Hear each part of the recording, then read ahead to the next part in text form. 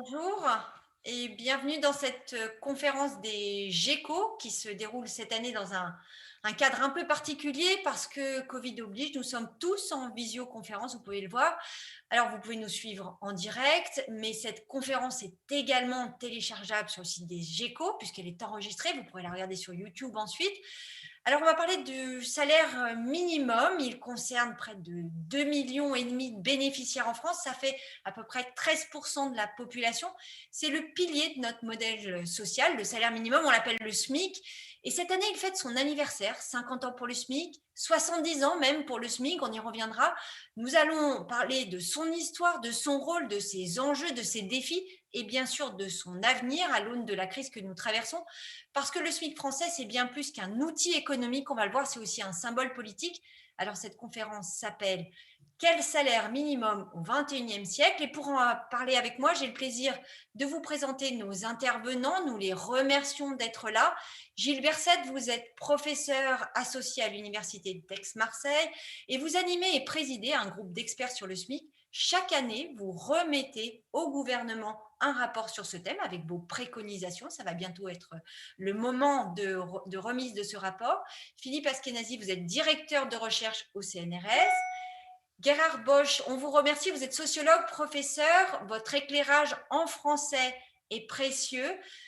Et puis, Jérôme Gauthier, vous êtes professeur en sciences économiques à l'Université Paris 1, Panthéon-Sorbonne. Vous êtes également l'auteur d'un ouvrage aux presses de Sciences Po intitulé Salaire minimum et emploi. Alors, avant d'entrer dans le vif du sujet, de laisser la parole à Gilles Berset, je vous rappelle que vous pouvez poser vos questions en direct. Nous avons jusqu'à 17h30 pour évoquer ce sujet. Gilles Berset, je crois que c'est à vous. Merci. Voilà, je démarre sur ma présentation. Donc, une dizaine de slides. D'abord, pour commencer par dire que je crois que ce sera une idée communément admise parmi les différents intervenants de cette table ronde. Le salaire minimum national est indispensable dans de nombreux pays. Pourquoi? Parce que ça renforce le pouvoir de négociation des salariés qui ont un pouvoir de négociation affaibli, par exemple parce qu'ils sont en situation de relation de monopsone vis-à-vis de leur employeur. Ça indique un plancher salarial et surtout, ça fournit une incitation à l'offre de travail à partir, évidemment, de certains niveaux de salaire minimum. Ce qu'on remarquera, et j'insisterai là-dessus dans le slide suivant, c'est que néanmoins, l'existence d'un salaire minimum national témoigne de déficiences, de faiblesses de la négociation collective. Et certains pays, comme les pays nordiques et scandinaves, n'ont pas de salaire minimum nationaux parce que les syndicats de salariés n'en veulent pas. Et les syndicats de salariés n'en veulent pas, pourquoi? Eh bien parce qu'ils disent, laissez-nous nous-mêmes négocier les minima salariaux au niveau des branches par la négociation collective, donc plutôt que affaiblir notre pouvoir de négociation par la création d'un salaire minimum national. Deuxième remarque, une large majorité de pays maintenant disposent d'un salaire minimum national. On a eu un mouvement de généralisation sur les dernières décennies de l'adoption d'un salaire minimum national. Et aujourd'hui, parmi les 36 pays de l'OCDE, par exemple, 28 disposent d'un salaire minimum national. Pour certains, de façon assez récente, c'est par exemple le cas de l'Allemagne. Je pense que Gerhard en parlera tout à l'heure. Néanmoins, ces salaires minimums nationaux, il faut le dire, ont parfois des formes spécifiques. Parmi les 28 pays qui, sur les 36 pays de l'OCDE, ont un salaire minimum national, il n'y a aucune clause spécifique dans 19 de ces 28 pays, mais il y a des spécificités dans les autres. Par exemple, pour les jeunes, dans plusieurs pays, par exemple pour les seniors, par exemple pour les chômeurs de longue durée, d'ailleurs, en Allemagne, Gerhard on parlera peut-être tout à l'heure. Et puis, dans certains pays très étendus sur le plan géographique, il y a des salaires minimums nationaux, je dirais régionaux. Voilà.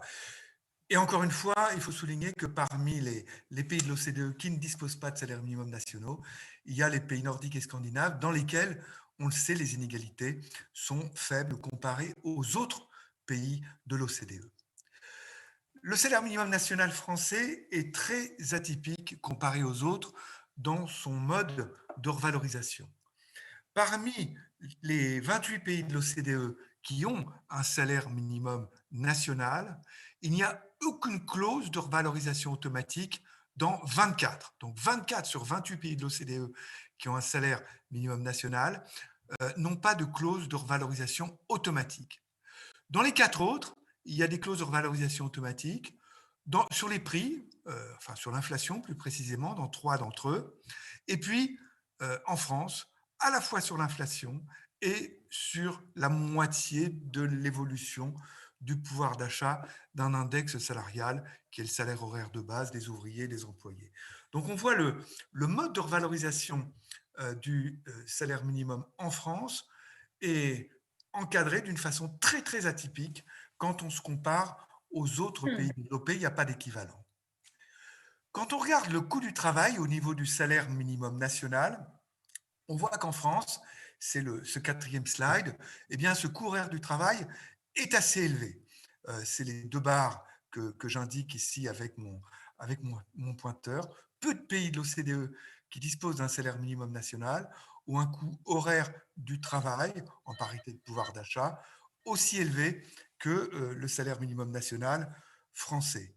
Et ce niveau élevé, pourtant, va avec ce qu'on appelle des exonérations de charges sociales pour les employeurs, ciblées sur les bas salaires et particulièrement développées au niveau du salaire minimum, qui n'ont pas d'équivalent, ces allègements de contributions sociales employeurs, qui n'ont pas d'équivalent dans les autres pays de l'OCDE. C'est ce qu'on voit représenté ici par les 2 flèches rouges, l'une correspondant à la France en 2018, l'autre à la France en 2019 après les plus récentes réformes. Et on voit que l'écart entre le taux de contribution sociale payé par les employeurs au niveau du salaire médian, c'est le petit point orange, ou au niveau du salaire minimum national, c'est la barre bleue, eh bien cet écart n'a pas d'équivalent dans les autres pays développés ici qui disposent d'un salaire minimum national. Et ça s'explique par le fait que sur les dernières années, c'est ce qui est dit dans ce slide 6, on a accumulé, on a superposé des couches de réformes qui ont amplifié les baisses de charges sociales ciblées sur les bas salaires et en particulier sur des niveaux de salaire proches du SMIC. Vous voyez la situation dans laquelle on est maintenant, c'est celle qui correspond à la courbe en pointillé la plus élevée sur ce graphique. Et on voit que la baisse du coût du travail liée aux exonérations de contributions sociales employeurs au niveau du SMIC, c'est quand même 40%. 40%, vous voyez, quelque chose d'absolument considérable et évidemment de très coûteux pour les administrations publiques, pour le budget de l'État plus précisément. Alors, simultanément à ce que je viens de dire, des dispositifs d'une ampleur inégalée dans les autres pays de l'OCDE soutiennent le revenu salarial au niveau du SMIC. C'est ce qui est représenté dans ce graphique qui a été construit par l'OCDE. Je vous invite à ne regarder que les barres oranges. Qu'est-ce que montrent ces barres oranges? Eh bien, c'est le revenu salarial pour un salarié célibataire à temps plein, le revenu salarial au SMIC en pourcentage c'est le revenu de quelqu'un qui est au SMIC par rapport au revenu de quelqu'un qui est au salaire médian. Et quand je dis revenu, ça veut dire que s'ajoute au salaire eh bien, tous les transferts, toutes les prestations, et sur tranche, évidemment, les prélèvements liés à l'imposition. Et vous voyez que ce pourcentage en France, il est de 82-83% actuellement. Il n'y a pas d'équivalent dans les autres pays ici de l'OCDE qui disposent d'un salaire minimum national. Et là, il y a quelque chose d'absolument inquiétant. Pourquoi inquiétant? Eh bien, parce que vous imaginez un salarié qui travaille à temps plein et qui est au SMIC et qui envisage une certaine mobilité professionnelle et salariale par beaucoup de sacrifices et d'efforts, de soirées, de week-ends, de vie familiale, en essayant de se former et qui, en résultat de cet investissement considérable, eh bien, parvient au salaire médian, ce qui est quelque chose de considérable. Il traverse la moitié de l'étendue des salaires. Eh bien, il passe, ce salarié, d'un revenu de 84 à un revenu de 100. Ça veut dire quoi? Ça veut dire qu'en France, du fait de la dégressivité des nombreuses prestations sociales délivrées aux ménages, que ce soit la prime d'activité, que ce soit les aides au logement, etc., la mobilité salariale paye peu en termes de revenus. Je veux dire, les efforts pour changer pour la mobilité sociale sont très peu rémunératrices en France. Donc, dans le slide précédent, je montrais l'amplitude des efforts consentis par l'État et la collectivité nationale pour réduire le coût du travail au niveau du SMIC. On arrive maintenant au bout du processus parce qu'il n'y a plus rien à réduire. Sinon, les contributions sociales liées aux accidents du travail et aux maladies professionnelles, personne n'envisage de les exonérer, d'exonérer les employeurs de ces contributions, même au niveau du SMIC. Et puis ici, on voit l'épuisement d'une autre politique, le soutien aux revenus des ménages à bas salaire. On est à l'épuisement. Pourquoi? Bien parce qu'on démotive complètement en France et plus que dans tout autre pays développé, la mobilité sociale et la mobilité salariale.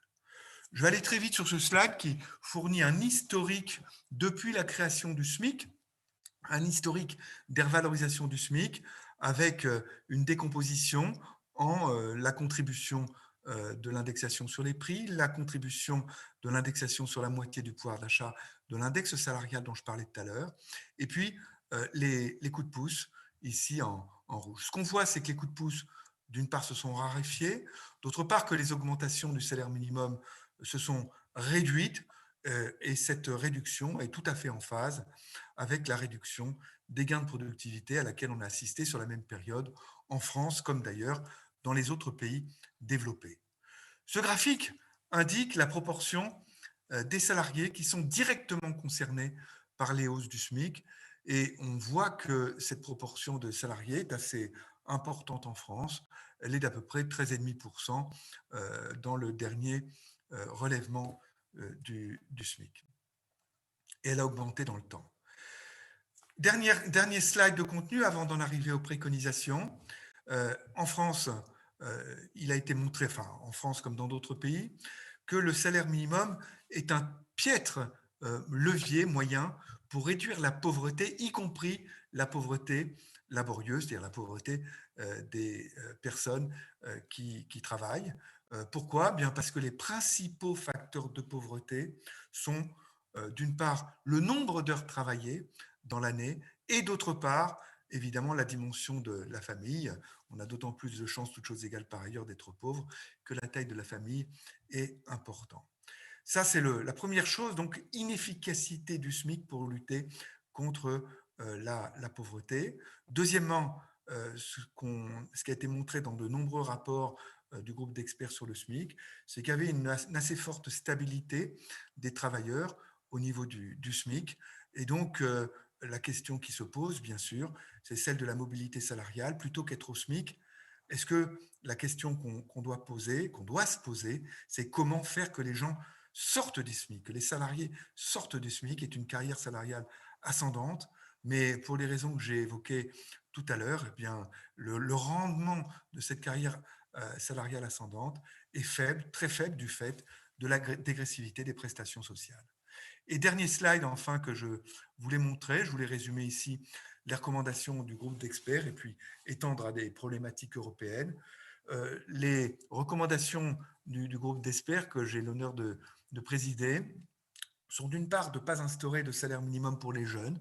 On reviendra sans doute là-dessus et les raisons de cette préconisation dans le débat. C'est de ne pas instaurer de salaire minimum régional, comme il en existait d'ailleurs avant la création du SMIC en France. Le SMIG, qui a existé de 1950 à 1970, était décliné de façon régionale. Ben nous, on préconise d'en rester un salaire minimum national sans déclinaison régionale.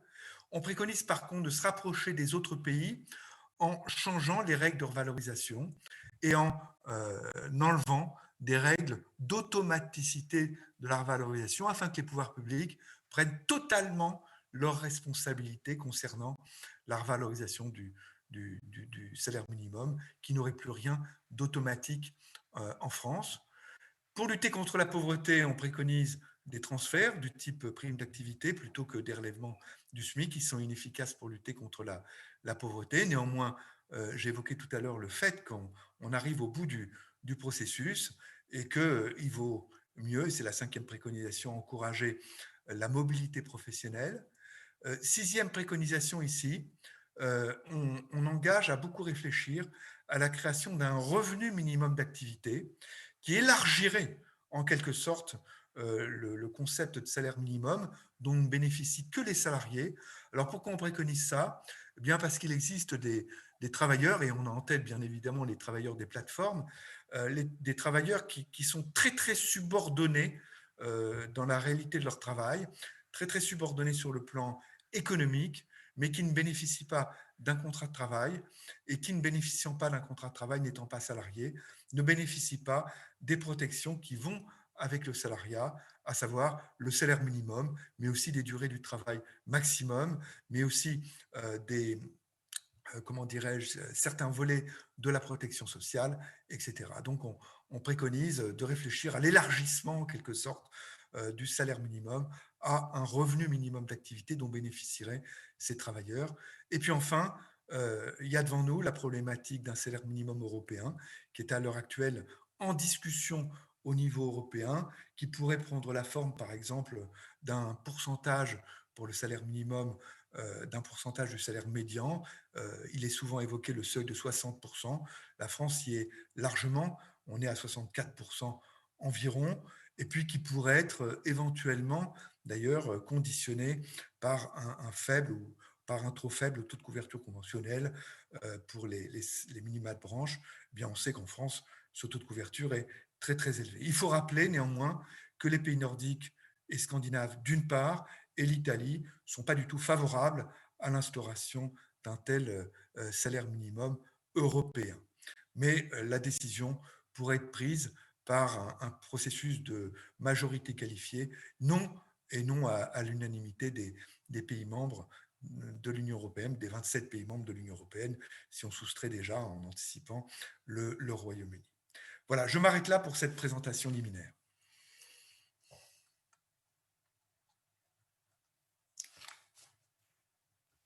Merci beaucoup Gilbert pour cette présentation qui fait bien le point, qui pose les éléments du débat. Philippe Askenazi, je me tourne vers vous. Vous êtes directeur de recherche au CNRS. Alors, on l'a oublié, mais le SMIC, c'est aussi d'abord une réponse à une crise sociale. C'est ce que vous vouliez rappeler. Oui, je pense que c'est important. Permettez-moi d'abord de remercier les organisateurs des GECO et tous les bénévoles pour le fait d'avoir maintenu cet événement. Et je pense que c'est effectivement important aujourd'hui de parler du salaire minimum et de justement faire ce regard de crise sociale. Alors, c'est vrai qu'il y a eu le SMIG avant le SMIC, mais le SMIC est lui-même une des réponses directes à la crise sociale que révéla mai 68. Et s'il s'agit aujourd'hui de faire une forme de bilan du SMIC, on peut dire qu'il a largement répondu à la fonction qu'on lui avait assignée à cette époque, qui était une fonction de reconnaissance du travail, de limitation des inégalités au travail et d'une recherche de favoriser les bons employeurs. Alors je mets bon évidemment entre guillemets.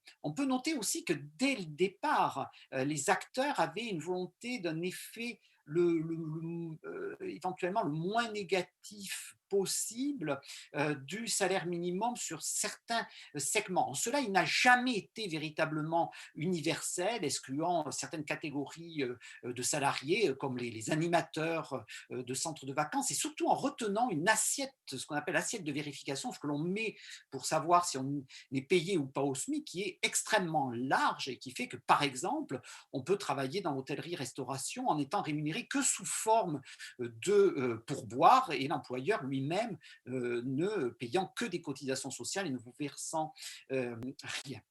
Alors, je pense que surtout le SMIC a souffert d'une décision politique. C'était intéressant dans les graphiques que montrait Gilbert. Celui qui était peut-être le plus marquant, c'est que le taux normal de cotisation employeur en France est le plus élevé au sein de l'OCDE. Et c'était un choix, alors je sais qu'on a les GECO de Lyon, mais ce choix a été définitivement entériné sous Raymond Barre, Premier ministre, qui a été finalement un choix de faire porter l'ensemble du poids, ou l'essentiel du poids de la protection sociale sur les salaires.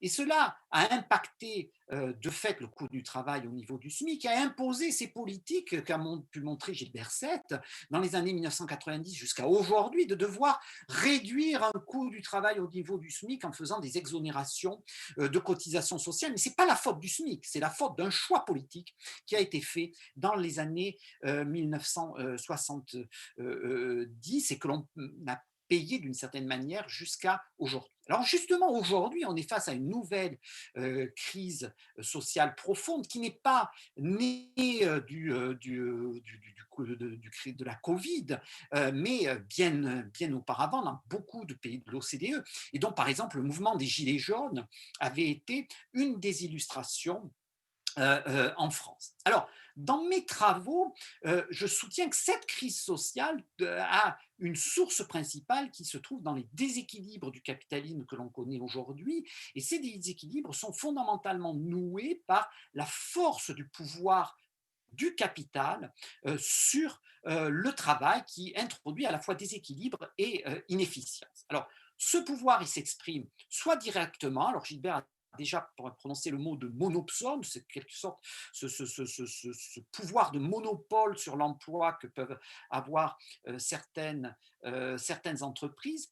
Mais on voit aussi la capacité finalement de certains employeurs de discriminer les femmes et les minorités ethniques, qui sont aujourd'hui les premiers bénéficiaires à travers le monde des salaires minima, soit indirectement en recourant, hein, commencer à en parler, ce qu'on appelait les indépendants dépendants, donc certains auto-entrepreneurs, par exemple en France, et en écrasant la sous-traitance.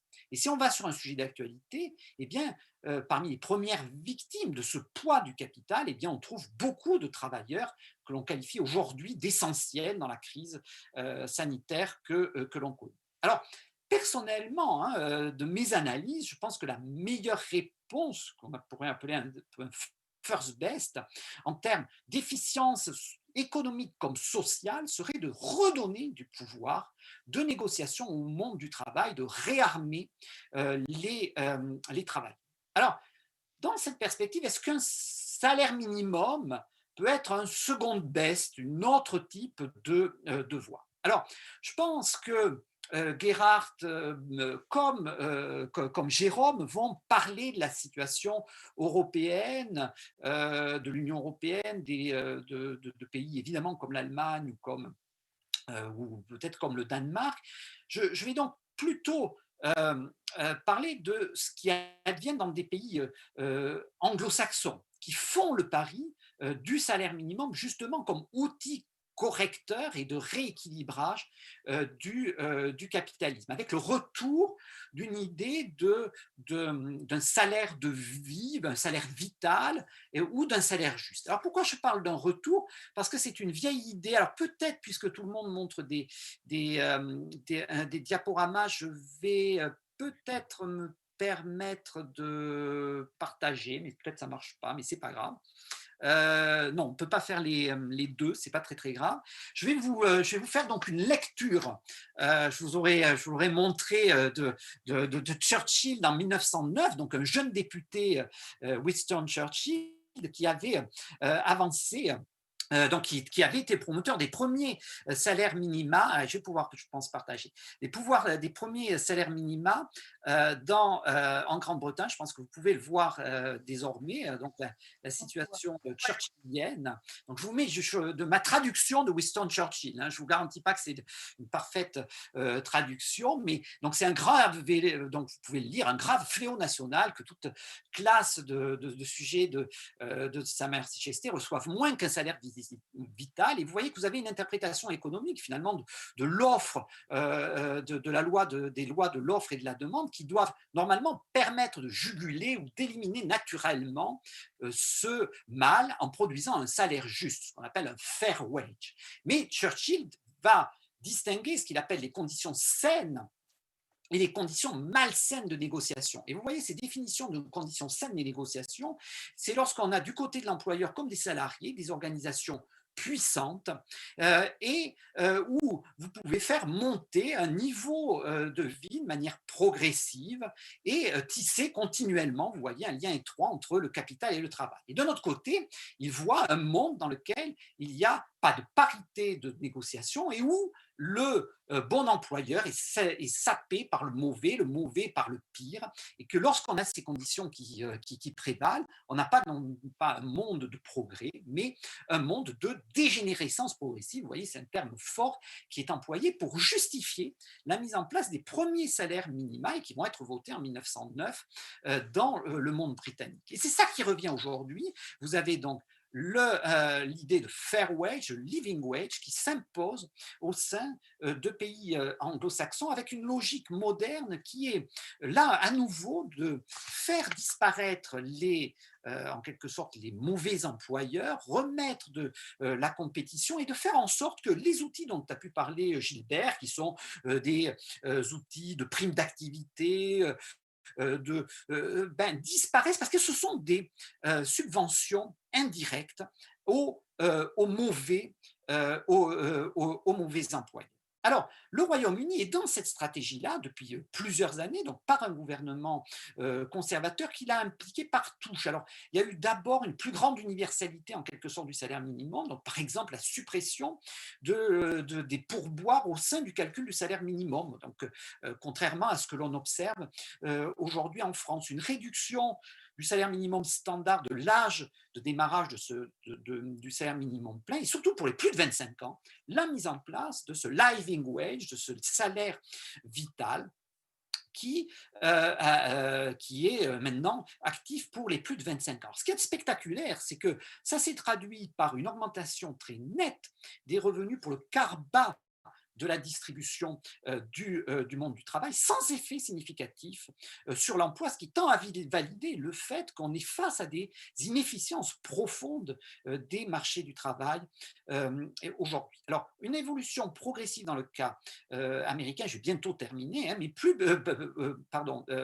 britannique, mais plus brutale dans le cas américain. On peut le voir dans des référendums le 3 novembre. Hein. La Floride a mis en place par un vote à 60% un salaire vital, donc un living wage en Floride, excusez-moi, pas la Californie, mais la Floride. Et en Californie, eh bien, les grands acteurs, Uber, Lyft, etc., ont obtenu un vote pour leur proposition, là aussi à 60%, qui évacue la possibilité de reconnaître les travailleurs de ces plateformes comme des salariés, mais qui en revanche pose une rémunération minimale lors des courses de ces chauffeurs, livreurs, etc., de 120% du salaire minimum des salariés en Californie qui sont à des niveaux qui sont déjà à des niveaux élevés. Donc vous voyez, un usage massif de l'outil salaire minimum pour essayer de rééquilibrer en quelque sorte un capitalisme. Alors, est-ce que ça peut être une voie pour la France, ce living wage c'est vraiment à discuter. Ce que l'on peut noter, c'est que si on l'appliquait, ça signifierait au jour d'aujourd'hui une augmentation spectaculaire du salaire minimum français, probablement de l'ordre de 15%, et une rigidification importante. Si vous voyez le salaire minimum donc, voté en Floride, il va être de 10 dollars en 2021, mais 11 dollars en 2022, 12, etc., pour atteindre 15 dollars en 2025. Vous voyez des augmentations automatiques et très élevées pour un niveau qui se retrouvera donc en 2025 15% supérieur en parité de pouvoir d'achat au niveau français. Et dans le cas britannique, la cible de ce living wage est de 60% du revenu médian.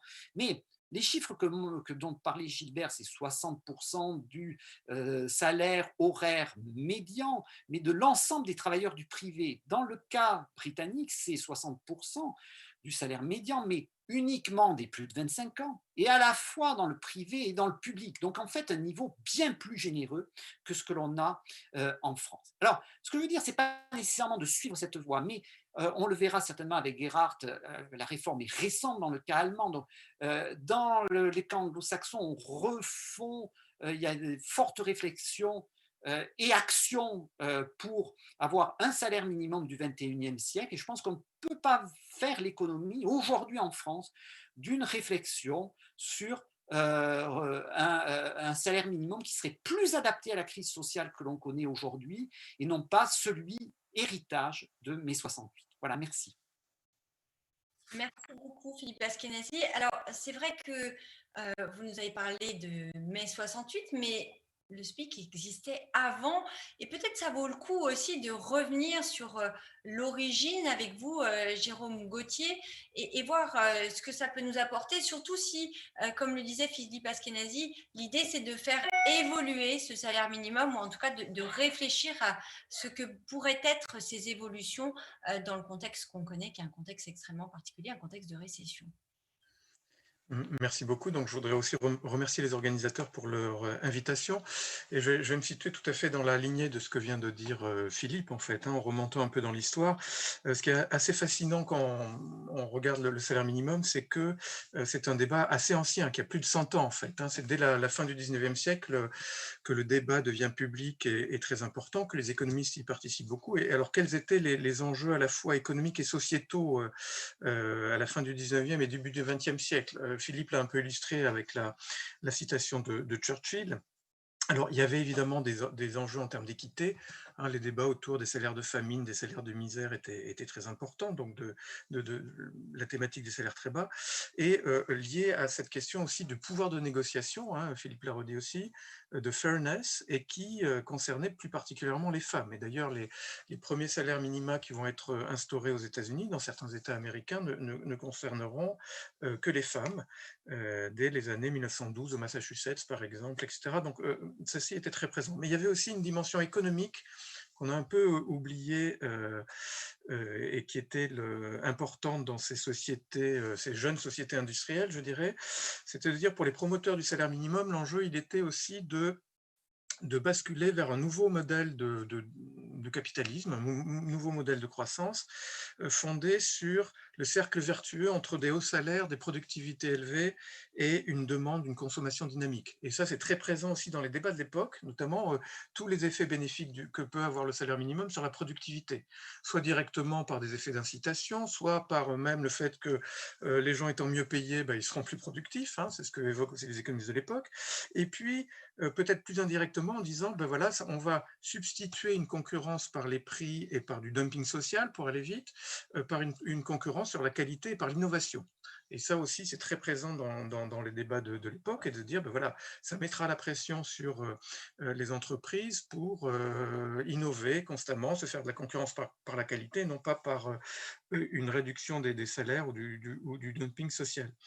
Ce cocktail, je dirais, c'est le cocktail de ce que certains économistes, notamment Robert Boyer, ont ensuite appelé la régulation fordiste, le capitalisme de type fordiste, qui va émerger surtout après la Seconde Guerre mondiale, mais qui était déjà en germe durant l'entre-deux-guerres.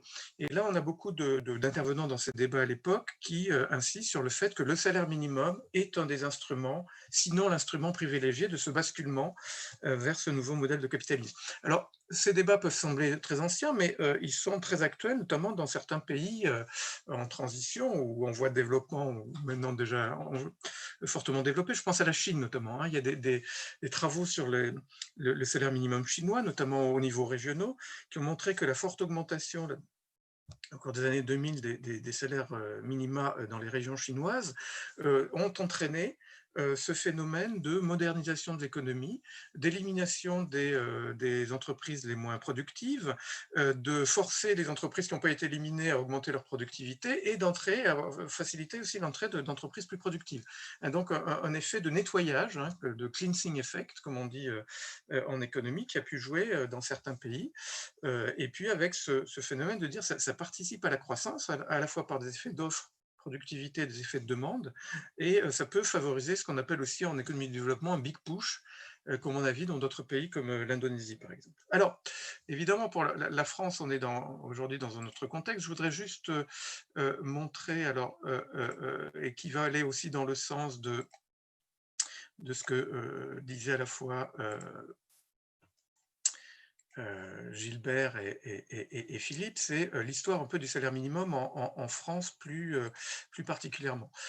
En France, en fait, quel a été en 1950, donc on a introduit le SMIG, et ce qui est très caractéristique, donc ce tableau, il vous montre simplement on compare le salaire moyen en équivalent temps plein et l'évolution du salaire minimum aussi mensuel en équivalent temps plein, et on compare l'évolution des pouvoirs d'achat des deux, en basant donc 1951, date d'entrée en vigueur du salaire minimum en France. Et ce qu'on voit en France, et ça explique ce que racontait Philippe, c'est que à partir de 1954-55, il y a vraiment une stagnation du pouvoir d'achat du salaire minimum en France, alors que le salaire moyen, lui, progresse très rapidement, puisqu'on a une période de forte croissance économique. Et du coup, 1968, c'était interprété par certains, notamment l'explosion sociale, hein, pas seulement la mobilisation étudiante, mais l'explosion sociale, c'est considéré par certains comme justement une traduction de ce malaise d'un fort accroissement des inégalités en France durant cette période-là. Et d'ailleurs, ce fort accroissement des inégalités, on le voit ici quand on regarde l'évolution de D9 sur D1, qui est l'indicateur le plus commun, je dirais, le plus simple des inégalités. D9, c'est le niveau de salaire tel que 10% des salariés gagnent plus et 90% des salariés gagnent moins, et D1, c'est le niveau de salaire, au contraire, en bas, tel que 90% des salariés gagnent plus et 10% des salariés gagnent moins. Et on voit qu'en France, contrairement à ce qu'on pourrait penser, la période des 30 Glorieuses n'a pas du tout été une période de réduction des inégalités, purement salariale, hein, et mesurée par cet indicateur très simple, mais au contraire, une période de forte augmentation de ces inégalités. Et cette forte chute à partir de 1968, elle est avant tout liée et directement liée à la forte augmentation du salaire minimum en 1968, plus 35%, et ensuite au passage au SMIC à partir de 1970, puisque vous vous rappeliez qu'on fêtait les 50 ans du SMIC, et de la politique beaucoup plus active du salaire minimum à partir de 1970 à une politique un peu de rattrapage où on a changé de conception du salaire minimum, qui était vraiment le seuil, le plancher minimum, le minimum minimorum, hein, comme on dit certains commentateurs lors de l'introduction du SMIG en 1950, 1951. Et on s'est lancé plutôt dans une politique solidaire des salaires, comme on disait un peu à l'époque, c'est-à-dire que le SMIC était l'instrument privilégié pour réduire les inégalités et pour favoriser ce que l'on pensait être une plus grande cohésion sociale, hein, et d'où le terme de salaire de civilisation qui a été évoqué à l'époque lors des débats d'instauration du salaire minimum. Alors, on voit juste sur ce schéma-là que du coup, l'histoire du salaire minimum en France est assez particulière, puisque si on compare avec les États-Unis, notamment, on voit très bien qu'ici aussi, ce sont des évolutions alors cette fois-ci en dollars courants, donc toujours en pouvoir d'achat. Et on voit et en parité de pouvoir d'achat même, on voit que la très forte évolution du pouvoir d'achat du salaire minimum en France, alors qu'à partir de 1967, on a des histoires complètement inversées. Aux États-Unis, le salaire minimum va commencer à plonger en termes de pouvoir d'achat, ce qui fait qu'aujourd'hui, un salarié américain au salaire minimum fédéral a un pouvoir d'achat nettement moins important que ce qu'il aurait eu en 1967, en fait, hein, d'où le plan de Biden de fortement augmenter le salaire minimum aux États-Unis. Alors, juste pour finir rapidement mon intervention, juste dire quelques mots sur les enjeux actuels.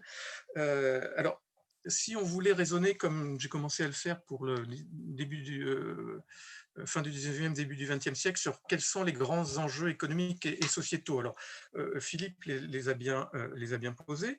Je rajouterais juste que une des grandes tendances à l'œuvre depuis quelques années, c'est la polarisation, en fait, c'est-à-dire dans beaucoup beaucoup de pays industrialisés avancés. C'est-à-dire que ce sont à la fois les emplois les mieux rémunérés et les emplois les moins bien rémunérés qui voient leur part croître au sein des emplois, et alors que la classe moyenne en termes d'emploi tend à se réduire. Et du coup, dans cette configuration, c'est vrai que le salaire minimum garde toute son actualité. Pourquoi? Parce qu'en plus, ces salaires peu rémunérés, et Philippe y a fait allusion, c'est beaucoup d'emplois dans des services aux personnes notamment, et en fait on voit émerger un peu des sociétés à deux vitesses où des classes bien payées, intellectuelles supérieures bien payées dans des secteurs de high-tech, etc. L'exemple plus, c'est la société californienne, sont servies par des nouveaux domestiques, on pourrait dire, dans tout un tas d'activités de services et de commerce, et que finalement le salaire minimum reste un bon moyen aussi pour redistribuer de ces riches vers ces moins riches. Ces riches qui ont un consentement à payer d'ailleurs assez important, c'est eux aussi qui votent aux États-Unis lors des référendums pour instaurer des salaires minimums au niveau municipal et pour les installer à des niveaux relativement élevés. Et ces salariés au salaire minimum, eux, ils travaillent aussi dans des secteurs, comme je dis, services aux personnes, etc., qui sont peu soumis à la concurrence internationale et dont l'élasticité de demande est relativement peu élastique par rapport au prix. Donc, il y a une possibilité de répercuter sur les prix les hausses de salaire minimum plus importantes que dans d'autres secteurs. Dernière chose, c'est au niveau européen, s'il me reste juste un tout petit peu de temps, juste dire qu'au niveau européen, ça a été un peu évoqué par Gilbert et aussi par Philippe. Il y a une actualité effectivement depuis le début de l'année, puisque la nouvelle Commission européenne se veut très active sur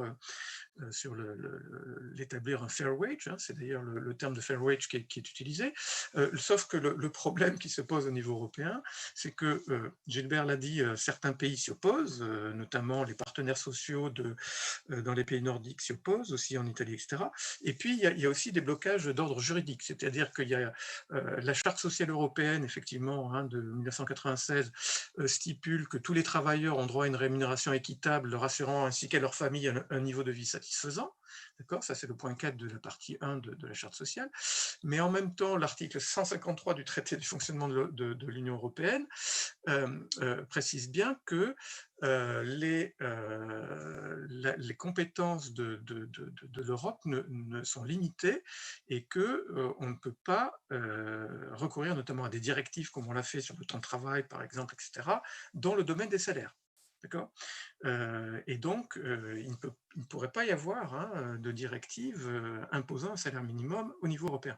En revanche, il pourrait y avoir des fortes recommandations basées sur effectivement de fortement recommander soit un salaire minimum en pourcentage du salaire médian, soit un taux de couverture des conventions collectives. Juste pour finir là-dessus, quels sont les enjeux là, économiques et sociétaux? C'est les enjeux d'éviter le dumping social au sein notamment, au sein de la communauté, de l'Union européenne. C'est ça aussi le grand enjeu ici. C'est pour ça que le sujet était aussi sur la table. C'est pas un sujet simplement en termes d'équité, de fairness, mais c'est un sujet aussi de bon fonctionnement du marché intérieur. Voilà, alors je vais peut-être m'arrêter là pour ne pas être trop long. Mais... Beaucoup, merci. On va se tourner vers vous, Gerhard Botsch. Vous êtes en Allemagne, donc connecté, et justement, on aimerait avoir votre témoignage et votre analyse sur ce salaire minimum que l'Allemagne a pris, alors beaucoup plus tardivement que la France, puisque je crois que c'était en 2011. Oui. Comment ça s'est passé et surtout, qu'est-ce que ça a changé économiquement en Allemagne? Merci beaucoup. Gilbert a intégré ma présentation et il va tourner les pages. Nous avons eu aussi un anniversaire, mais seulement le 5e anniversaire de notre salaire minimum en Allemagne. Je vais expliquer un petit peu l'histoire après les impacts de salaire minimum et à la fin un petit peu le contexte européen, le prochain. Oui, dans le passé, jusqu'au début des années 2000, les employeurs, les syndicats et l'État avaient un consensus que c'était la tâche des partenaires sociaux et pas une tâche de l'État de négocier et fixer des salaires. Salaires. Et ce consensus reposait sur deux conditions. La première condition était une couverture conventionnelle élevée, et c'était le cas jusqu'aux années 90 avec 85%, ça veut dire très élevé, et aussi que deuxièmement, que la rémunération minimale dans les branches sont acceptables et sur un certain niveau minimum. L'extinction des conventions collectives ne joue qu'un rôle secondaire en France, complètement contrairement, en Allemagne, complètement contrairement en France. Nous avons eu des conventions collectives étendues, par exemple dans le commerce de détail, chez les coiffeurs ou dans les boulangeries. Et les branches où les syndicats étaient plus faibles s'alignaient sur les accords conclus par des pilotes dans l'industrie manufacturière et dans les services publics. Ça veut dire qu'ils ont suivi des bons résultats dans les secteurs où les syndicats étaient très forts. Et l'obligation générale de conventions collectives était quasiment assurée par une adhésion forte des entreprises aux organisations patronales. Et contrairement à la France, l'État n'intervenait pas par le biais des standards de protection, ça veut dire avec un salaire minimum ou l'extension des conventions collectives, mais par le biais des standards de participation. Ça veut dire droit de participation pour le comité d'entreprise et dans le conseil de surveillance. Et ça était également une aide d'organisation syndicale. Le prochain. Oui, et ce système, de mon avis, de système idéal pour cette période est érodé. Et on peut observer une diminution de couverture conventionnelle. Maintenant, nous sommes dans le West dans un niveau de 56% et dans l'Est à un niveau de 45%. Et on peut observer un nombre croissant d'entreprises qui quittent les organisations patronales, et ça continue, ou si nouveaux entreprises sont créées, ils n'adhèrent tout simplement pas l'organisation patronale. Et qu'est-ce que sont les causes pour cet développement? Pourquoi cet ancien système était pas complètement, mais partiellement détruit? Premièrement, ce sont les expériences en Allemagne de l'Est. Là, les syndicats étaient très faibles, aussi l'organisation patronale. Et c'était possible de quitter l'organisation patronale sans de fortes sanctions pour les entreprises. Pas de grève, pas de réaction publique, pas de régulation. Et ils font ça en grand nombre. Deuxièmement, les dérégulations des marchés des produits par les directives européennes. Et ça, c'est peut-être la raison la plus importante parce qu'on a ouvert des services anciennement publics aux acteurs privés dans la poste, chemin de fer, etc. Et les nouvelles entreprises qui ont entré ce marché n'étaient pas couvertes par une convention collective. Troisièmement, nous avons un nombre croissant de travailleurs détachés venant dans d'autres États européens, la majorité de l'Est, sous un régime de salaires complètement différent. Et il y avait aussi un changement de stratégie de l'organisation patronale. Et l'organisation patronale aujourd'hui suivent une opposition totale contre l'extension des conventions collectives. Une extension doit être approuvée par la Commission paritaire nationale des conventions collectives et cette majorité n'est pas possible sans l'accord de l'organisation patronale. Et aussi la dérégulation du marché du travail, les lois de Haas jouent un rôle, mais pas le rôle le plus important. Le prochain, transparent. Alors, le salaire minimum allemand est un enfant non prévu, c'est sûr. Maintenant, nous avons l'enfant et il faut l'éduquer et former. Quelles étaient les raisons? Nous avons une augmentation des parts des emplois à bas salaire de 16% à 23% en 2014. C'était le niveau le plus élevé en Europe. Et nous avons une augmentation de salaire très bas. En 2012, par exemple, 4 millions d'employés travaillent à un salaire horaire inférieur de 7 euros et 2,5 millions pour un salaire horaire inférieur à 6 euros. Ça veut dire des salaires vraiment scandaleux. Et très peu de branches utilisent la proposition du gouvernement conservateur faite en 2009 aux partenaires sociaux qui consiste à convenir des salaires minimums de branche qui étaient déclarés obligatoires et qu'ils contrôlent parce qu'il y avait de fortes résistances des employeurs dans les grandes branches à salaire bas, par exemple dans le commerce de détail ou dans la gastronomie et dans quelques branches comme dans la viande. Il n'existe pas des organisations patronales pour négocier avec les syndicats.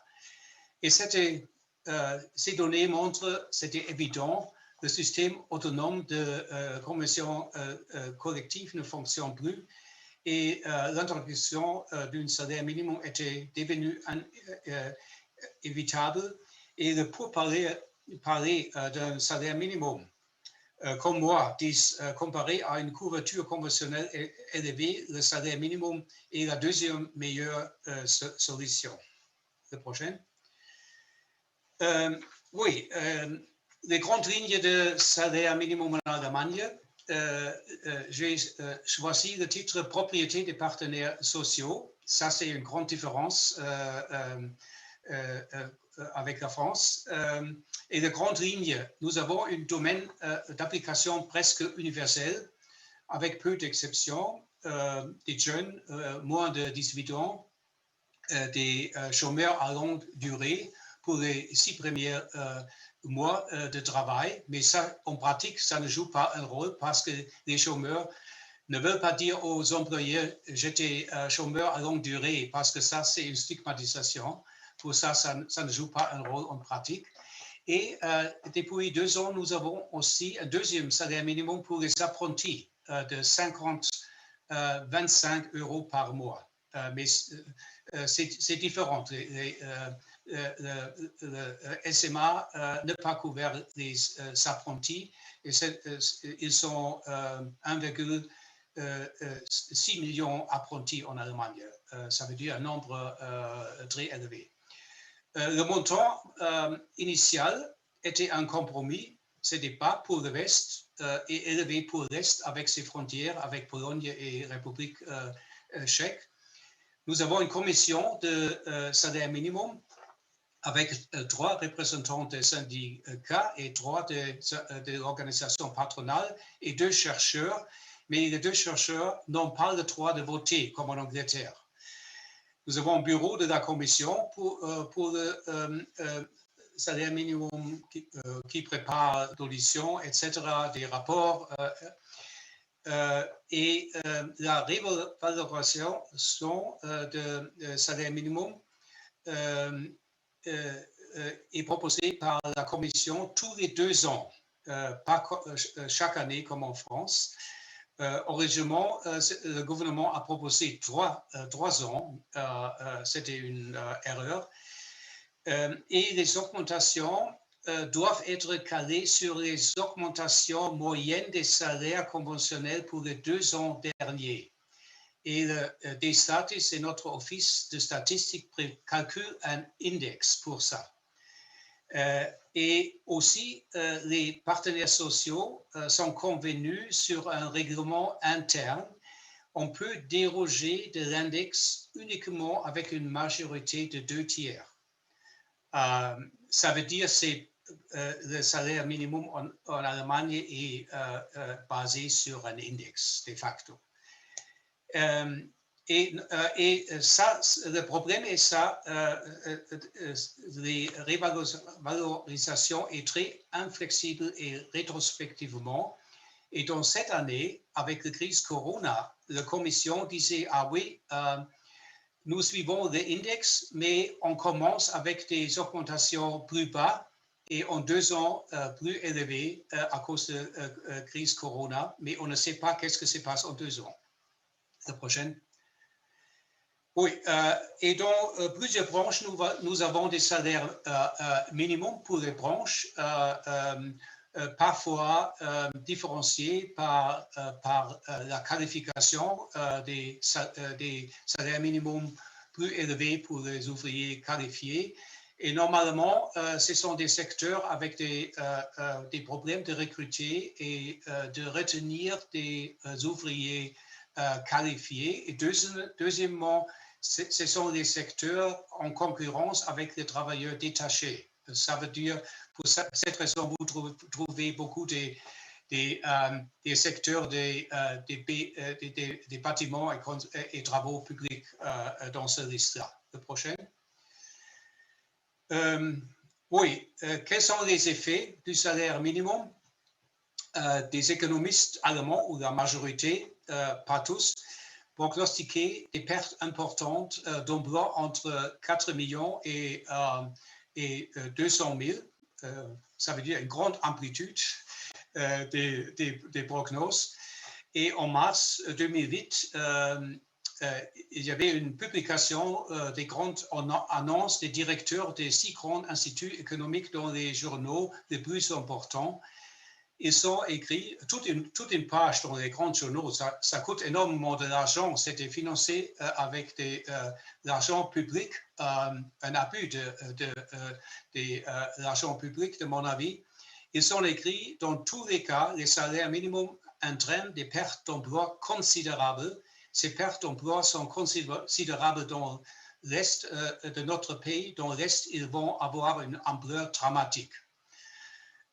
C'est une annonce, oui, et personne qui a signé ça a se corrigé jusqu'à aujourd'hui. Alors, les nouvelles recherches sur le salaire minimum au Royaume-Uni et dans les États-Unis qui ne trouvaient pas d'effets négatifs n'ont pas été prises en compte dans cette prognose. Entre-temps, nous avons plusieurs évaluations microéconomiques par la méthode de double différence et les résultats, très brefs, il y a des augmentations de salaires élevés pour les employés à bas salaire, il y a des effets faibles, positifs ou négatifs sur l'emploi dans sa totalité.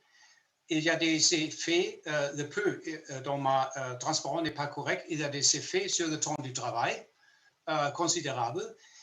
Et il y a des effets négatifs plus forts sur le mini-job. C'est une forme spécifique de temps partiel marginal. En Allemagne, on peut gagner jusqu'aux 450 € par mois. Et avec le nouveau salaire minimum, cette forme est devenue complètement inflexible pour les employeurs parce que c'est très facilement, on dépasse le seuil de 450 €. Et il n'y a pas de rupture mesurable de la tendance positive du développement de l'emploi. Probablement, il y a des effets positifs macroéconomiques. Le prochain. Et ici, c'est vraiment intéressant qu'on peut voir le développement d'emploi dans les branches à bas salaire et dans les autres branches. Et en olive, cette courbe montre le développement des branches avec une proportion très haute des bas salaires et c'était plus positif que dans la totalité, dans les autres branches. C'était une surprise, peut-être à cause de consommation élevée, on ne sait pas exactement. Le prochain. Et ici, on peut voir le trend de développement d'emploi en Allemagne et on voit pas une rupture, cette tendance très positive. La prochaine. Oui, mon dernier point, c'est la situation européenne. J'ai développé avec ma collègue Claudia Weinkopf une typologie des interactions entre salaire minimum et salaire conventionnel dans les pays européens. Et France est typique pour l'interaction directe. Ça veut dire, c'est écrit dans les rapports des experts en France plusieurs fois. Si le SMIC est revalorisé, on renégocie les conventions collectives. Et parce que les coefficients sont fixes, tous les salaires sont élevés par les SMIC. C'est une interaction très directe. Belgique est un cas d'une coexistence distancée. Ça veut dire que les syndicats sont beaucoup mieux organisés, comme en France. Je crois 55% des employés en Belge sont membres d'un syndicat, ils sont plus forts, ils ont succès de négocier des salaires plus élevés que le SMIC en Belgique. Le Royaume-Uni est le cas d'un salaire minimum isolé. On a des accords, des conventions collectives presque seulement dans le service public, mais dans le privé, plus. Ça veut dire les salaires minimums est très important pour le secteur privé. On a des types des salaires minimums extensifs dans plusieurs pays de l'Est et aussi au Luxembourg. Il y a un deuxième niveau en Hongrie de salaire minimum pour les employés qualifiés. On a eu même un troisième niveau pour les bachelors, mais on a effacé ça. Danemark représente le type de système de convention collective autonome. On n'a pas besoin d'un salaire minimum. On a même un accord interprofessionnel pour toute l'économie sur un salaire minimum conventionnel de plus que 20 € par heure. Et l'Allemagne est devenue un modèle mixte. Dans le passé, c'était proche au modèle danois. Maintenant, c'est du modèle mixte. Nous avons un salaire minimum. Nous avons aussi des conventions collectives qui représentent notre ancien système autonome avec des salaires élevés. Pour ça, le médian en Allemagne est plus élevé qu'en France parce que nous avons encore de fortes négociations dans beaucoup de secteurs. Et nous avons aussi le salaire minimum extensif. Le prochain. Et ça, ce sont deux courbes typiques pour la distribution des salaires horaires dans des types différents. Et à la gauche, vous trouvez la distribution dans les économies de marché dérégulées avec une faible couverture conventionnelle. Ça veut dire qu'il y a une cumulation des salaires près du niveau de salaire minimum et il n'y a pas une classe moyenne dans la distribution. Et à la droite, vous trouvez le système autonome avec une distribution normale de Gauss des salaires et très peu des bas salariés.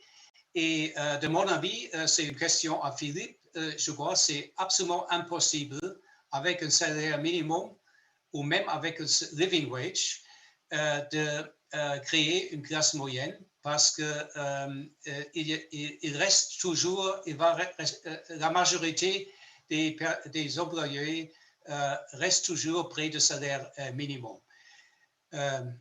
Et la dernière graphique, oui, j'ai développé pour l'Allemagne 2 scénarios qui sont les deux possibles.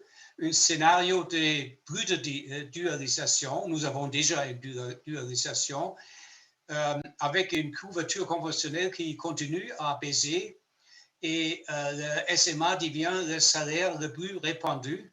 L'ancien modèle allemand traditionnel survit dans les domaines dans peu des branches avec des syndicats forts, comme dans la métallurgie, le service public.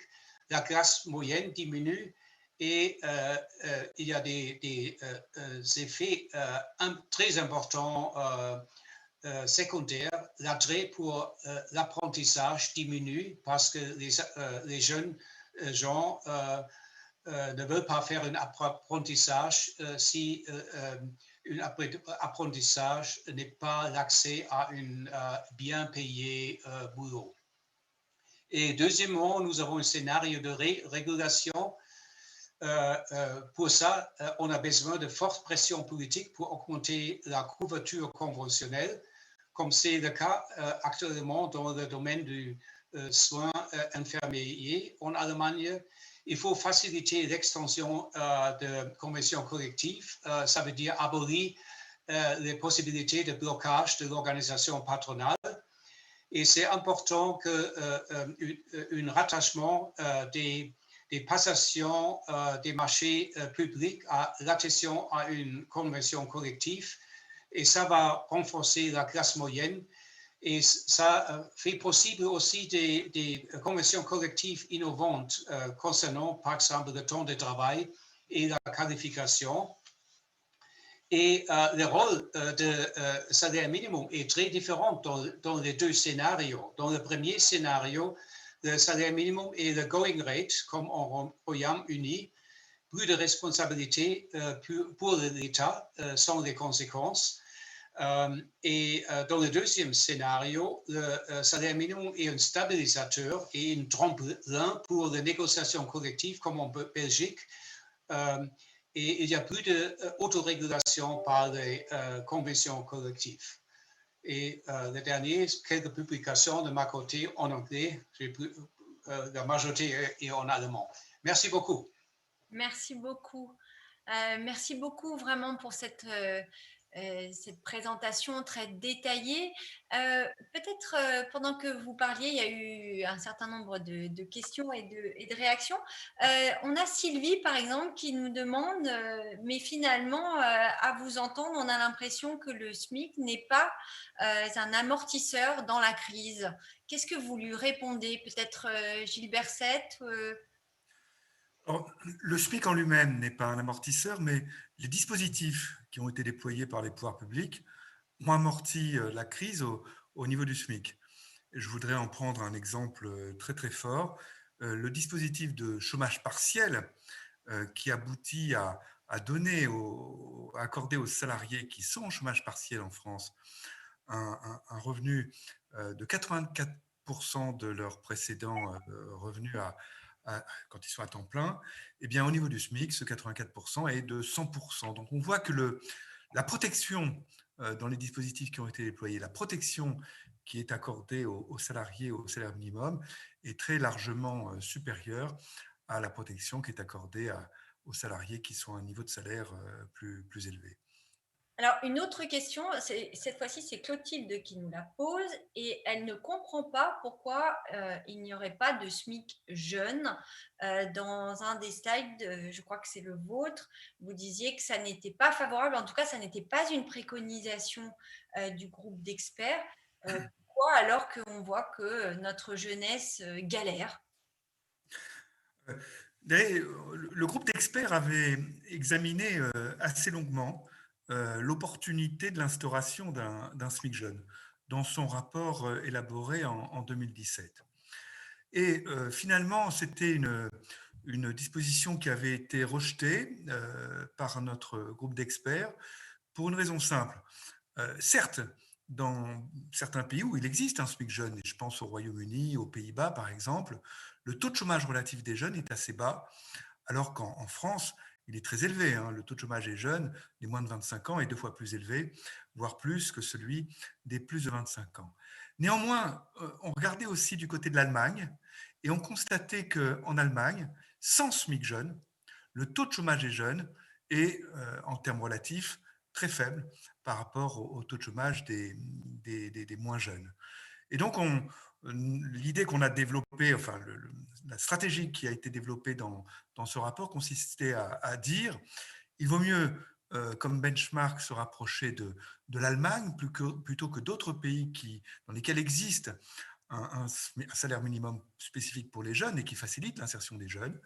Et en Allemagne, l'apprentissage, bien sûr, Gerhard pourra peut-être le confirmer, l'apprentissage, le système d'apprentissage a un rôle déterminant dans l'insertion sur le marché du travail de nombreux jeunes.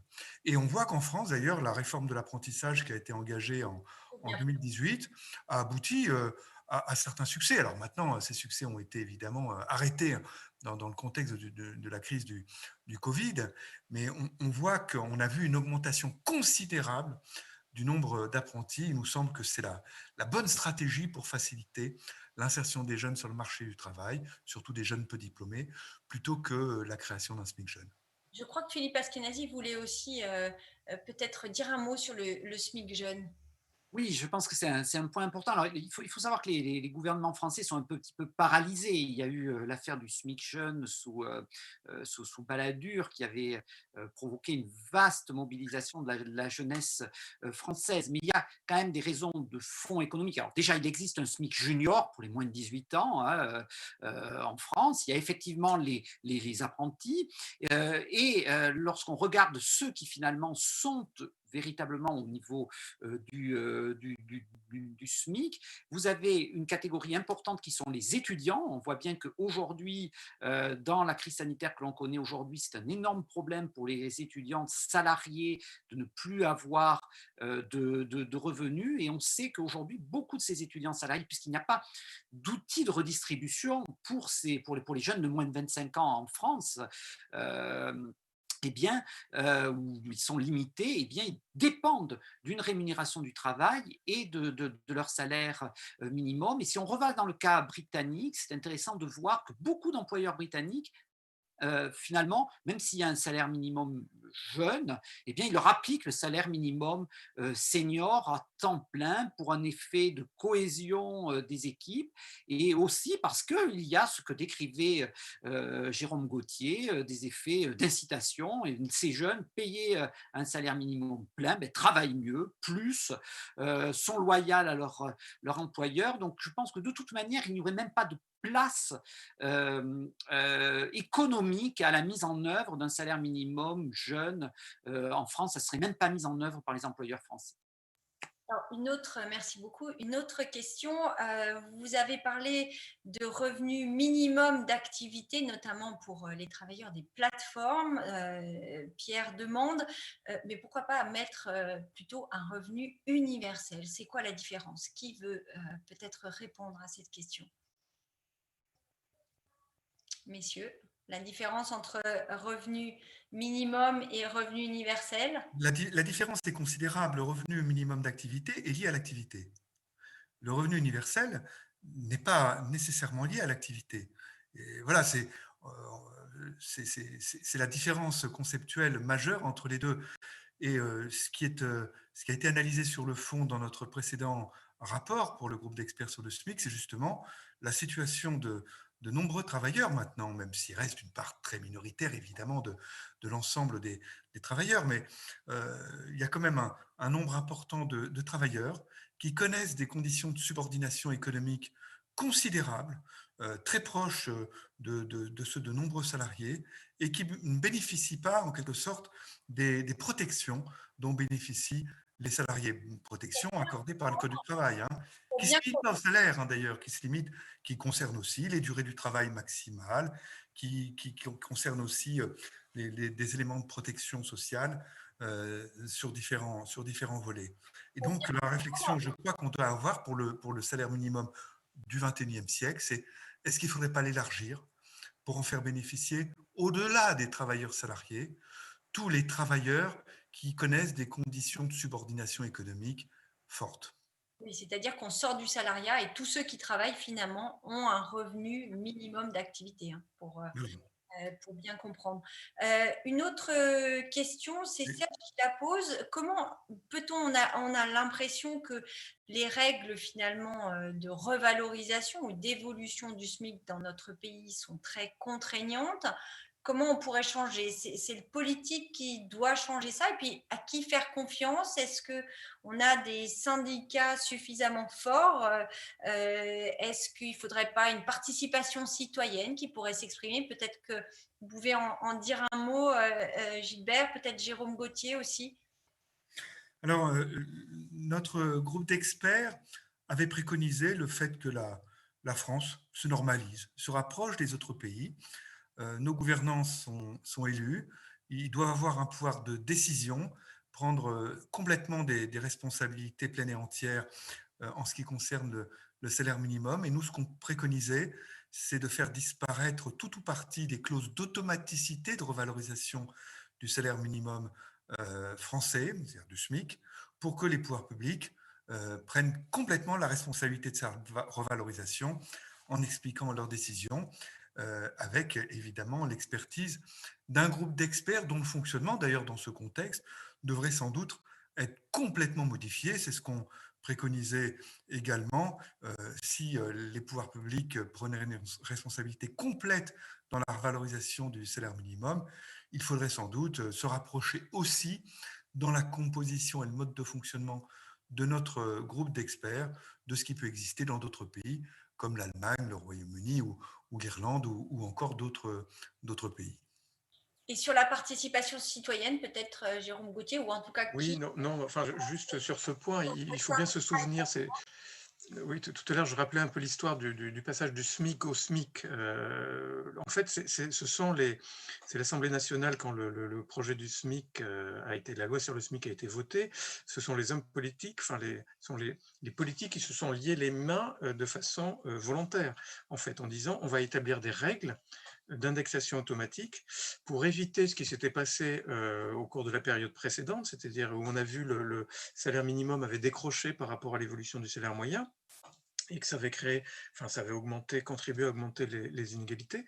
Et donc là, les politiques ont dit d'eux-mêmes, ben voilà, il faut établir des règles pour éviter que désormais, on puisse se retrouver dans des situations où le salaire minimum décroche. Alors, ça peut sembler bizarre, effectivement, de se lier les mains, mais à certains moments, c'est peut-être indispensable, mais je serais d'accord avec Gilbert de dire, ben, si jamais on sortait de ces règles, il faudrait vraiment avoir des garde-fous importants, et notamment mettre en place des commissions du genre de celles qui...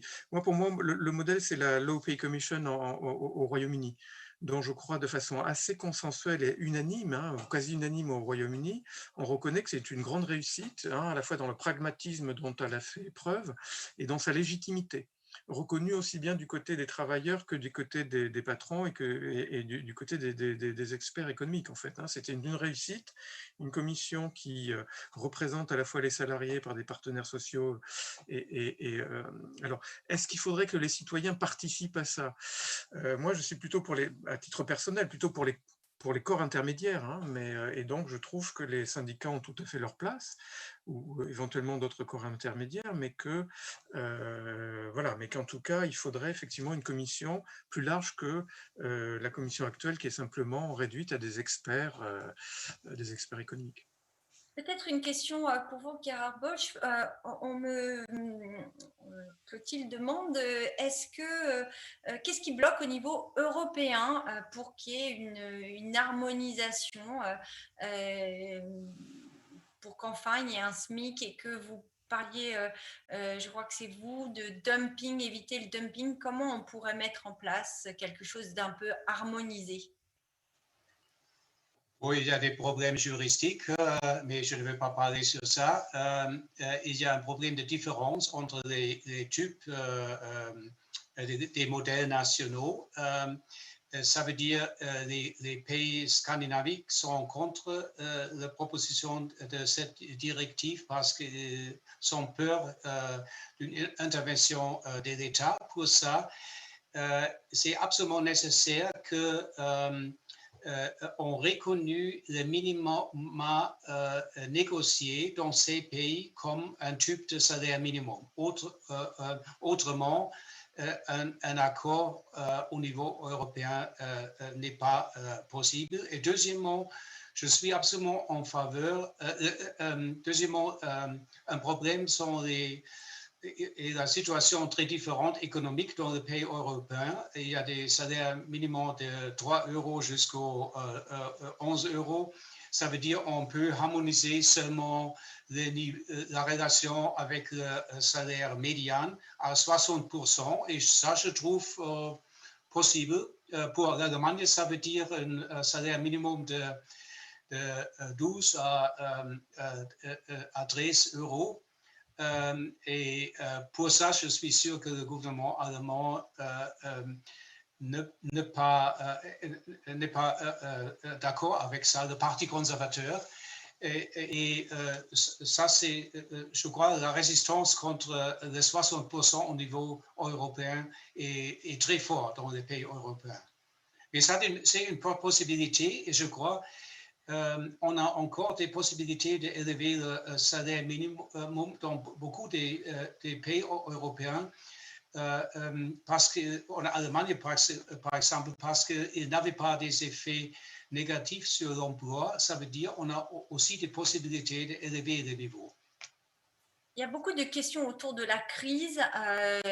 Pour résumer, qu'est-ce que va changer la crise Corona sur le salaire minimal, sur le SMIC? Est-ce que ça va plutôt le développer ou pas? Je ne sais pas qui veut répondre parmi vous. Peut-être on peut, enfin en tout cas, s'interroger. Alors déjà, heureusement qu'il y a l'existence d'un salaire minimum, parce que là, on rentre dans une période de forte augmentation du chômage, de pression sur le monde du travail, et que dans la plupart des pays qui ont justement un salaire minimum, il va servir de filet pour éviter qu'on rentre dans une dynamique de déflation salariale marquée, et notamment pour ceux qui sont dans des contrats précaires, parce que bon, ceux qui ont un contrat permanent, en quelque sorte, on peut difficilement baisser leur salaire nominal, mais ceux qui sont en permanence en train de sauter d'un job à un job, il pourrait y avoir une pression extrêmement forte. La deuxième dimension auquel on peut s'attendre du fait de la profondeur de cette crise, est en tout cas en France, de nouveaux booms de l'auto-entrepreneuriat, qui va poser encore plus la question, effectivement, d'une extension de droits vers ce type de population. Donc, c'est difficile. Enfin, dans chacune des économies, il va y avoir des conséquences de la crise sanitaire et de la crise économique, et notamment sur le monde du travail. Et en France, ça risque d'exacerber les questionnements sur les bas salaires. Mais peut-être un point transversal pour l'ensemble des pays européens, sont, pour revenir au cas de ces travailleurs dits essentiels, ceux qui sont, et comme le notait Jérôme, souvent donc des femmes mal payées dans des services aux personnes, ou dans, je sais pas moi, les éboueurs, enfin tout ce qui permet à notre société de fonctionner, qui était finalement invisible, et le fait qu'ils soient rendus visibles aujourd'hui repose la question de leur reconnaissance. Et le premier élément de reconnaissance, c'est leur salaire. Et donc, on peut avoir un retour du débat. Et effectivement, ce sont des emplois qui ne sont pas liés à la concurrence internationale, et qui sont finalement où la société doit choisir le niveau de rémunération qu'elle considère comme juste pour ces populations. Gilbert, justement. Oui, je veux dire, la crise Covid est arrivée à un moment un petit peu déterminant dans ce qui se passe au niveau salarial et des minima salariaux en France. La France se caractérisait il y a 5 ans par une multitude de branches, 700 branches d'activité, ce qui veut dire que dans de très nombreuses branches, les partenaires sociaux n'avaient pas réellement les moyens et puis le temps et la formation pour négocier de nombreux aspects des conditions de travail des salariés, en particulier les conditions salariales. Il a été engagé il y a 5 ans un processus de restructuration des branches d'activité en France, qui a eu un réel succès, puisque déjà on en est environ 400 branches d'activité, et le processus était voué normalement à se prolonger pour arriver à un nombre de branches, d'après le rapport Ramin, qui se situerait à moins d'une centaine de branches d'activité en France. Ce qui signifie que la négociation collective prendrait un tout autre contenu au niveau des branches. Et la discussion, les négociations sur les minima salariaux prendraient un tout autre contenu si le nombre de branches était en France plus réduit, compte tenu déjà d'un taux de couverture conventionnelle très très élevé qui est bien supérieur à ce qu'on observe par exemple en Allemagne et qu'a montré Gerhardt tout à l'heure. Et là on voit que l'articulation entre un salaire minimum national et des salaires minimums conventionnels négociés au niveau des branches pourrait voir un contenu complètement, mais vraiment totalement modifié par ce processus qui devrait dynamiser en France la négociation collective, en particulier au niveau des branches d'activité. Mais justement, en période de chômage, est-ce que les travailleurs ne seraient pas de toute façon dans une position inférieure? Alors, il est clair que les travailleurs sont dans une position qui peut être évidemment plus mauvaise en période d'augmentation du chômage et de difficulté à trouver un emploi pour de nombreux d'entre eux. Bon, il faut évidemment espérer qu'en France, comme dans les autres pays, cette crise va avoir des effets qui s'effaceront pour leur plus grande part assez rapidement. Mais il est clair que l'augmentation du chômage, en France comme partout, c'est un choc qui est universel, affaiblit le pouvoir de négociation salariale des salariés et des syndicats. Mais je dirais que dans une crise comme celle-là, il y a forcément quelqu'un qui paye, en quelque sorte. Hein. Les chiffrages nous disent qu'en France, on va perdre 10 points de PIB pour la seule année 2020. Une perte de 10 points de PIB, c'est 220 milliards de perdus qui partent en fumée. En France, on a observé, c'est un chiffrage qui a été proposé par l'OFCE, que pour l'instant, c'est la collectivité qui en a payé la plus grande part. Le deuxième payeur, pour une part beaucoup plus faible, ce sont les entreprises. Et pour l'instant, les ménages ont payé une très faible part du choc de cette crise. Et la France est un pays dans ce domaine très atypique, hein, comparé aux autres grands pays de la zone euro, que ce soit l'Allemagne, l'Italie ou l'Espagne. La part qui a été portée sur les ménages aujourd'hui dans le financement du coût de la crise, qui est considérable, eh bien, cette part est beaucoup plus faible en France que dans les autres pays, et entre autres en Allemagne. Je ne sais pas si Gerhardt veut réagir sur ce point. On arrive au bout de juste une toute dernière question, une grosse inquiétude de Marjorie. Est-ce qu'un jour, il n'y a pas le risque, comme on casse notre modèle social, dit-elle, que l'on supprime le SMIC? Je ne vois aucun parti de gouvernement qui préconise la suppression du SMIC en France. Donc, cette question n'est pas d'actualité. Du côté des partenaires sociaux, d'ailleurs, j'en connais aucun. Je les ai encore reçus dans le cadre du groupe d'experts sur le salaire minimum. Nous les avons reçus sur les 2 dernières semaines. Aucun partenaire social, du côté des salariés, ça va de soi, mais du côté aussi du patronat, ne demande l'éradication du salaire minimum en France.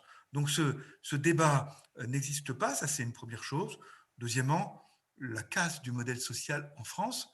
Enfin, j'ai donné quelques indications précédemment sur qui a payé le coût de la crise. J'ai donné quelques indications sur la protection des salariés au salaire minimum dans les dispositifs chômage partiel. Je ne vois pas de quoi on parle quand on parle de casse du système social français. Ou d'autres choses préalables. Merci beaucoup, messieurs. Merci pour votre participation. Merci au public qui nous a suivis dans ces conditions un petit peu particulières. On tient aussi à remercier chaleureusement Pascal Lemaire, qui est le grand chef d'orchestre de ces GECO, et toute son équipe, Clotilde Couffy aussi, et aussi son équipe qui ont assuré toute la réalisation technique. Merci, et on se dit certainement à l'année prochaine. On espère cette fois-ci en présentiel. Merci, au revoir. Merci. Au revoir.